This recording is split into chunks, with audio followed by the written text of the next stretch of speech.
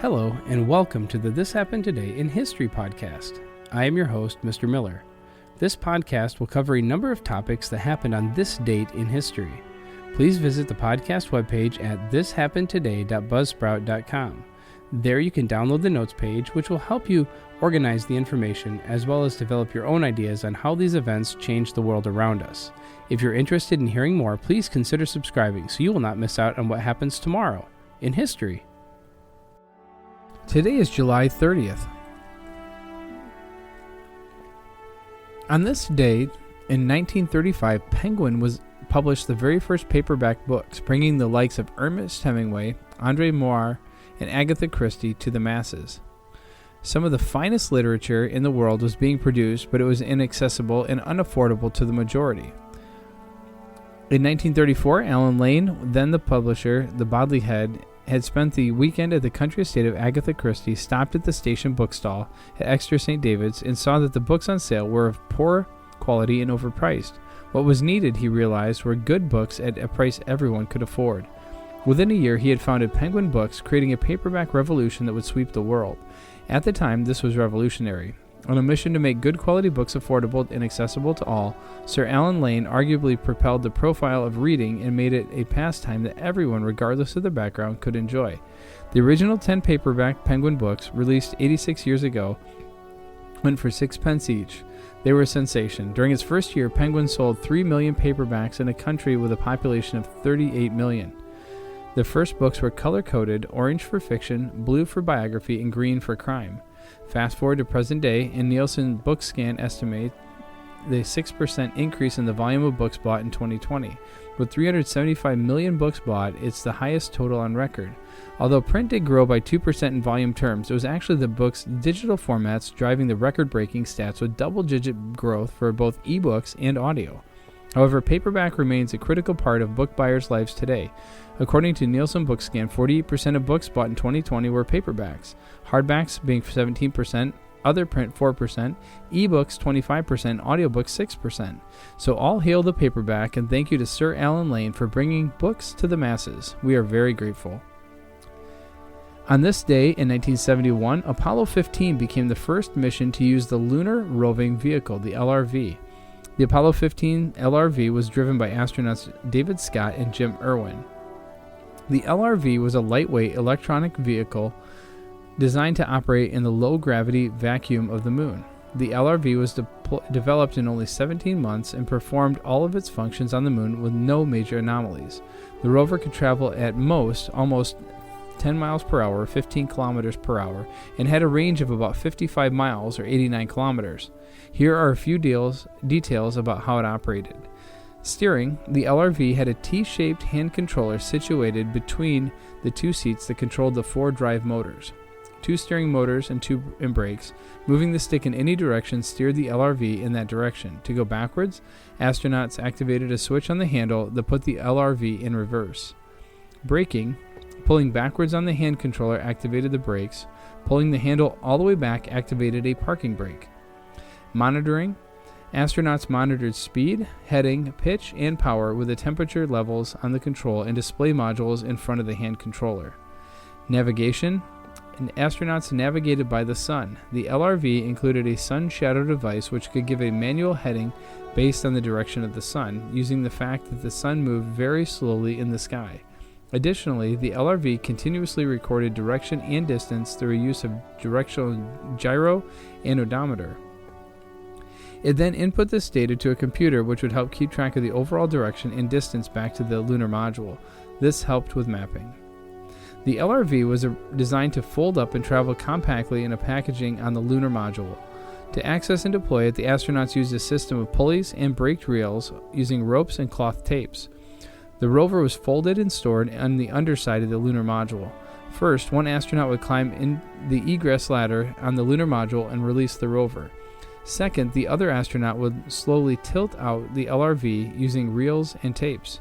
Third, once released, the rover's rear wheels automatically folded out and locked in place. After the rover was on the ground, the astronauts oversaw unfolding the front of the rover and completed letting down the full frame by pulleys. Fourth, the rover components locked into place upon opening.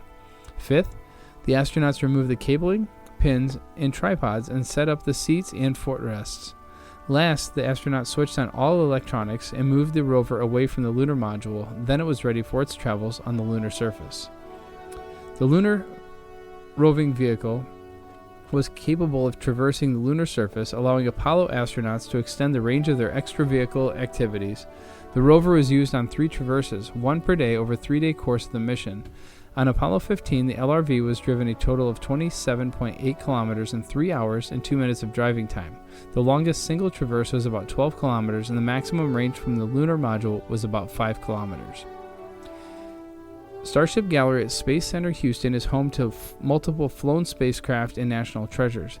Get an up-close look at some of the most amazing artifacts that trace the progression of human space exploration, such as the real Lunar Roving Vehicle trainer. In case you're wondering, it's a trainer because the rovers were left on the moon. Visitors can view it in a realistic setting. And finally, on July 30th, 2003, the last of 21,529,464 Volkswagen Beetles built since World War II rolled off the production line of Volkswagen's plant in Puebla, Mexico. One of a 3,000-unit final edition, the baby blue vehicle was sent to a museum in Wolfsburg, Germany, where Volkswagen was headquartered. The car produced in Puebla that day was the last so-called classic VW Beetle, which is not to be confused with the redesigned new Beetle that Volkswagen introduced in 1998. The new Beetle resembles the classic version but is based on the VW Golf. The roots of the classic Beetle stretch back to the mid-1930s when famed Austrian automotive engineer Dr. Ferdinand Porsche met German leader Adolf Hitler's request for a small, affordable passenger car to satisfy the transportation needs of the German people. Hitler called the result the KDF, the Kraft durch Freude wagon, or a strength through joy car. After a Nazi-led movement ostensibly aimed at helping the working people of Germany, it would later be known by the name Porsche Preferred Volkswagen, or People's Car. The first production-ready KDF wagon debuted at the Berlin Motor Show in 1939. The international press soon dubbed it the Beetle for its distinctive round shape. During World War II, the factory in KDF-Stadt, later named Wolfsburg, continued to make Beetles, though it was largely dedicated to the production of war vehicles. Production was halted under threat of Allied bombing in August of 1944 and did not resume until after the war under British control. Though VW sales were initially slower in the United States compared with the rest of the world, by 1960 the Beetle was a top-selling import in America, thanks to an iconic ad campaign by the firm Doyle Dane Bernbach. In 1972, the Beetle surpassed the long-standing worldwide production record of 15 million vehicles set by Ford Motor Company's legendary Model T between 1908 and 1927. It also became a worldwide cultural icon, featuring prominently in the 1969 movie The Love Bug, which starred a Beetle named Herbie, and on the cover of a Beatles album, Abbey Road. In 1977, however, the Beetle, with its rear-mounted, air-cooled engine, was banned in America for failing to meet safety and emission standards. Worldwide sales of the car shrank by the late 1970s, and by 1988, the classic Beetle was only sold in Mexico. Due to increased competition from other manufacturers of inexpensive compact cars and a Mexican decision to phase out two-door taxis, Volkswagen decided to discontinue production of the classic Bug in 2003.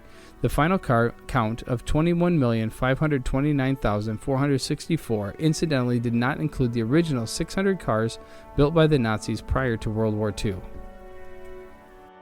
You have been listening to the This Happened Today in History podcast. I thank you for listening, and I hope that you have enjoyed learning about historical events from the past. Thank you to the following websites for their information regarding today's topics: thepeoplehistory.com, the first Penguin paperback at lovereading.co.uk, Lunar Rover used for the very first time at spacecenter.org, and last original Beetle built at history.com. The music used as the background track for this podcast is Americana, created by Kevin MacLeod on Incompetech.com.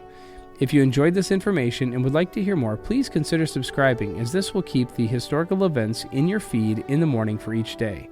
I hope you have a great day.